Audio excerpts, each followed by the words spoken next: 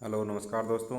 इस वीडियो में हम अजमेर के चौहान वंश से संबंधित विगत परीक्षाओं में आए हुए प्रश्नों के बारे में चर्चा करेंगे। इसमें पहला प्रश्न है आपका, अजमेर के किस चौहान शासक ने शासक बनने से पहले अजमेर के किस चौहान शासक ने शासक बनने से पहले अपने पिता की हत्या की? तो किसने की थी? जगदेव चौहान, जिसे हम चौहानों का पितृहंता कहते हैं। इन्होंने अपने पिता अर्णोराज की 1155 में हत्या कर दी थी।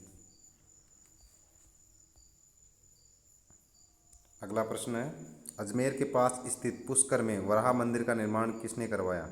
तो अर्णोराज ने करवाया था। किन्होंने करवाया था? अर्णोराज ने करवाया था वराह मंदिरों का निर्माण पुष्कर में, वराह मंदिर का निर्माण। अगला प्रश्न है आपका तीसरा प्रश्न, कटिबंधु कवि बांधव के नाम से कौन सा राजा प्रसिद्ध था? तो कौन सा राजा प्रसिद्ध था? विग्रहराज चतुर्थ को कविबंधु या कवि बांधव के नाम से जाना जाते थे।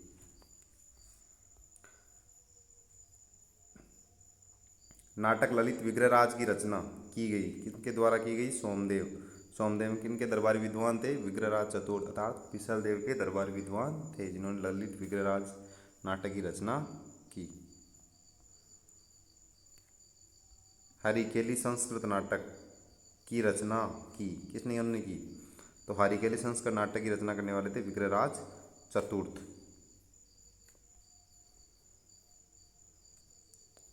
अजमेर का पराक्रमी चौहान शासक जिसने दिल्ली पर विजय प्राप्त कर उसे अपने साम्राज्य में शामिल कर लिया, वह था? कौन थे वो? तो वे थे विग्रहराज चतुर्थ, जिन्होंने दिल्ली पर विजय प्राप्त की थी। इनका मूल नाम विशल देव था। दिल्ली विजय के पश्चात इन्होंने विग्रहराज की चतुर्थी धारण की थी।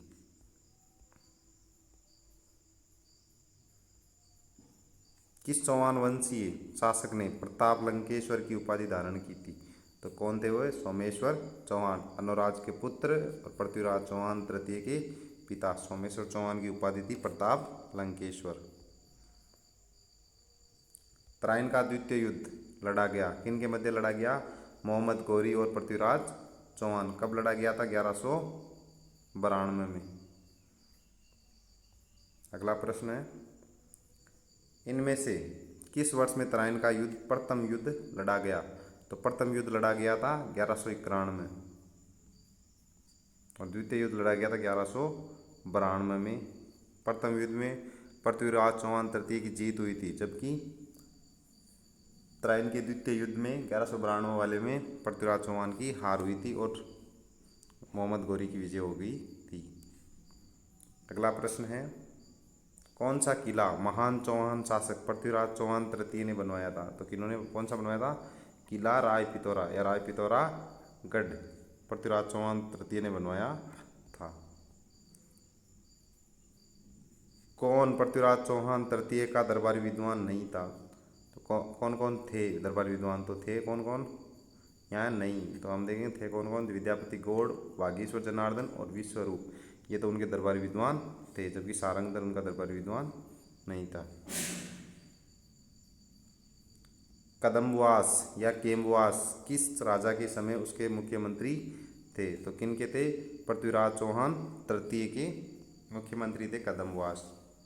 अगला प्रश्न है, पृथ्वीराज तृतीय सभी चौहान शासकों में सबसे प्रसिद्ध कितने वर्ष की आयु में सिंहासन पर बैठे? तो कितने वर्ष की आयु में? तो इनका जन्म हुआ था 1166 ईस्वी में, अहिलवाड़ा गुजरात में इनका जन्म हुआ था और ये राजा बन गए थे 1177 ईस्वी में।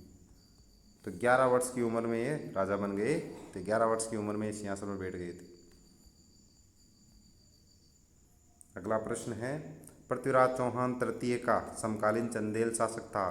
तो कौन थे? परमर्दिदेव चंदेल। परमार्दिदेव चंदेल थे उस समय चंदेल के राजा।